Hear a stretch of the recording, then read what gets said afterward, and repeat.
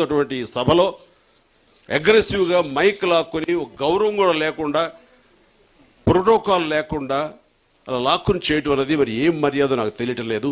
ఇప్పుడు కూడా నేను స్పందించకపోతే ఇంకా మీరు ఇచ్చే పెద్దరికానికి అర్థం లేదు. కాబట్టి ఎంత సౌమ్యంగా మాట్లాడదాం అనుకున్నా సరే నా చేత కూడా అగ్రెసివ్గా చేస్తున్నారు. కాబట్టి దయచేసి ఇది ఇంకా ఆపేసి మంచి గురించి చెప్పుకుందాం, చక్కగా మాట్లాడుకుందాం. ఎస్, మాట్లాడండి. ఇప్పుడు చిరంజీవి గారు ఎవరు కోపావేశాలకు వెళ్ళొద్దు, చక్కగా చెప్పండి, సలహాలు ఇవ్వండి, ఏం చేద్దాం చెప్పండి, మన ఫ్యూచర్ ఎయిమ్ ఏంటో చెప్పండి, ఆ లక్ష్యాలను పెట్టండి, ఆ గుడిని పెట్టి దానికి వెళ్ళటం కోసంగా మనల్ని ఏం చేయాలో మీరు బ్లూ ప్రింట్ ఇవ్వండి, మాకు బ్లూ ప్రింట్ ఇవ్వండి. సో ఇది కాదు. ఇప్పుడు ఏమవుతుంది, మన మీడియా మిత్రులు దీని గురించి చెరువులపలు రాసి అసలైన విషయాన్ని పక్కన పెట్టి ఇది రాస్తారు. ఇది అండ్ ఇష్టం లేనప్పుడు రాకూడదు.